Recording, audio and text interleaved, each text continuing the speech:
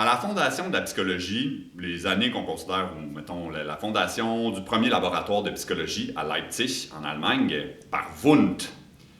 Dans ce laboratoire-là, on étudiait les phénomènes psychiques, comme les pensées, les émotions, par la méthode de l'introspection.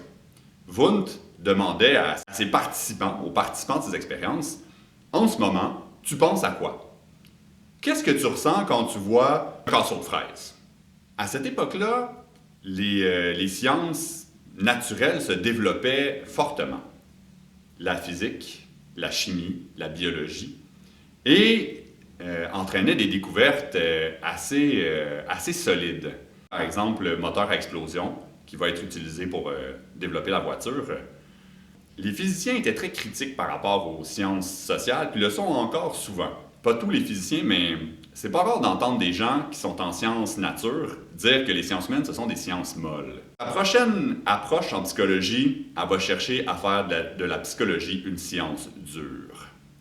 Quelques mots sur l'origine du behaviorisme, 3 dates. Dans les années 1890, en Russie, un dénommé Pavlov, qui est un physiologiste, tout comme Wundt l'était, Pavlov va étudier la salivation chez les chiens et va jeter les bases du conditionnement classique, qui va être le point de départ du behaviorisme.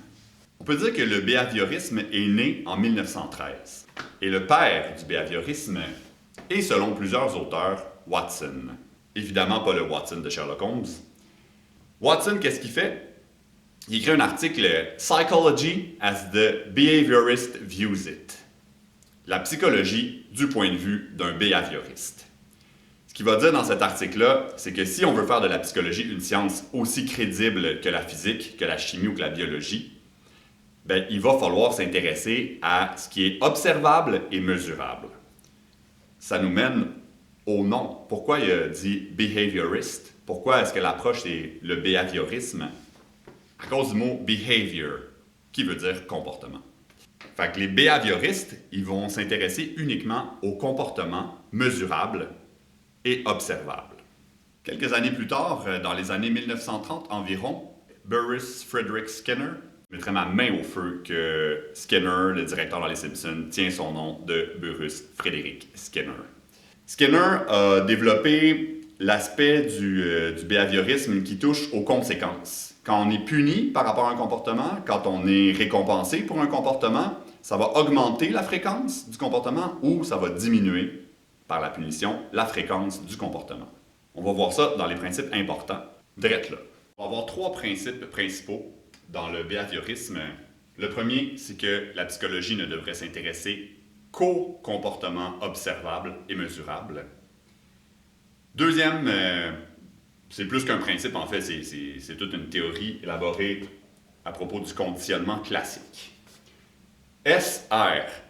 Si on voulait résumer le conditionnement classique, on le ferait par ces 2 lettres-là. Stimulus, réponse. Pavlov, physiologiste, s'intéresse à la salivation des chiens. Fait qu'il a installé un chien dans un harnais. À un moment donné, lui et ses assistants, ils vont porter de la nourriture au chien, le chien se met à saliver, il mesure la quantité de salive qui coule selon la quantité de nourriture, puis là, il essaie de mesurer différents paramètres. Puis là, à un moment donné, il se rend compte que dès qu'il s'approche du chien, sans nourriture, le chien, il se met à saliver. Là, pour un physiologiste qui s'intéresse au système digestif, il dit « Mais c'est parce que, mon pit, il n'y a pas de nourriture. Pourquoi tu salives? » Il dit pas ça, évidemment, c'est un russe. Il commence à s'interroger « il y a quelque chose qui se passe là. » Il va appeler la présence des gens, de lui ou de ses assistants, il va dire que ça, c'est un stimulus psychique. Il y a quelque chose qui se passe au niveau de la psyché du chien, puis ça provoque la salivation. Au tout début, la salivation est produite par la nourriture. Donc, on a un stimulus inconditionné, un stimulus naturel. Par exemple, si je me mets à bâiller.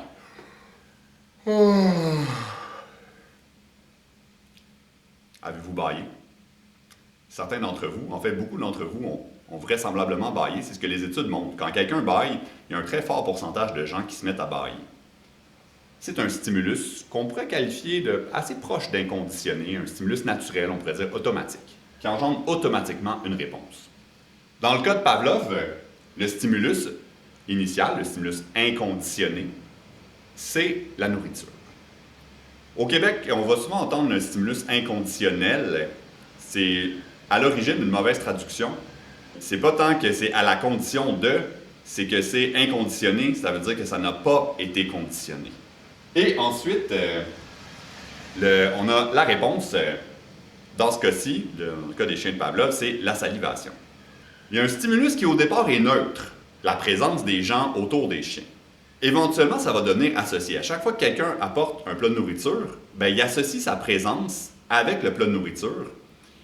Puis là, la personne va passer de stimulus neutre pour le chien à un stimulus qui va être conditionné. C'est-à-dire que quand la personne arrive, elle provoque la même réponse que la nourriture. Fait que là, ça va nous donner la réponse conditionnée à la présence de la personne. On va y revenir dans une capsule qui va être plus complète sur le conditionnement classique. Juste pour être sûr, la réponse, ça correspond à quoi? La réponse, c'est le comportement. Stimulus-réponse. Pour le conditionnement classique. Le conditionnement classique permet d'expliquer beaucoup de comportements, mais qui sont souvent très liés à des réflexes. Puis après ça, qui sont associés à des réflexes, puis ça devient un enchaînement. Skinner trouvait que c'était pas complètement satisfaisant pour expliquer le comportement humain. Puis qu'il y avait moyen d'expliquer le comportement humain à l'aide de d'autres notions tout aussi observables et mesurables, c'est-à-dire ce qui suit la réponse. Skinner a développé l'idée de réponse-conséquence. C'est basé, entre autres, sur les travaux de Thorndike, qui, lui, a développé la loi de l'effet. Mais Skinner a voulu pousser ça, puis préciser ça, puis en faire quelque chose de plus mesuré. Skinner avait un souci assez poussé de la rigueur scientifique. Il a développé l'idée que le comportement est souvent suivi de conséquences. Chez les humains, par exemple, il donne un exemple. À l'époque, dans les années 30, le baseball était très, très populaire aux États-Unis. Fait qu'il donne en exemple la personne qui réussit à faire un coup de circuit. Après ça, les applaudissements de la foule, ça va l'encourager à se pratiquer puis à vouloir faire d'autres coups de circuit pour avoir la conséquence. Fait que ça va augmenter la fréquence d'apparition du comportement.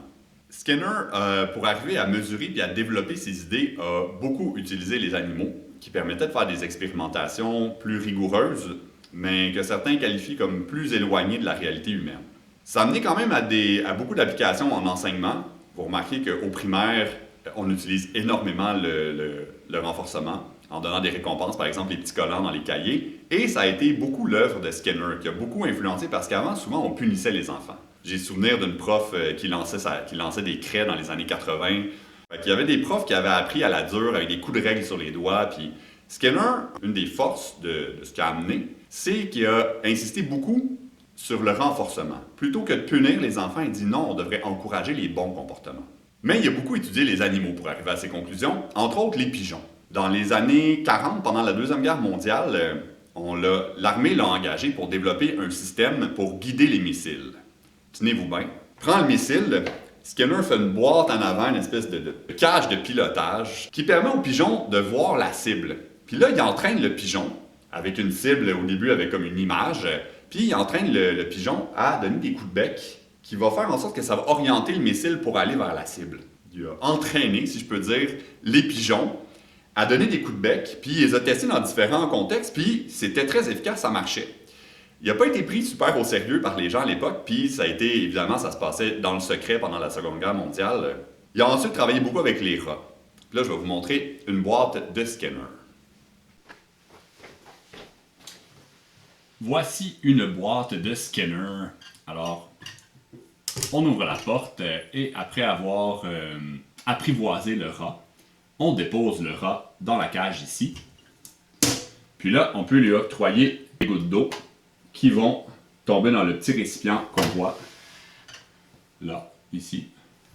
Avec ça, on peut faire toute une procédure de conditionnement qu'on va voir à l'aide d'une vidéo succulente tournée apparemment dans les années 80 si on se fie à la musique qui accompagne la vidéo.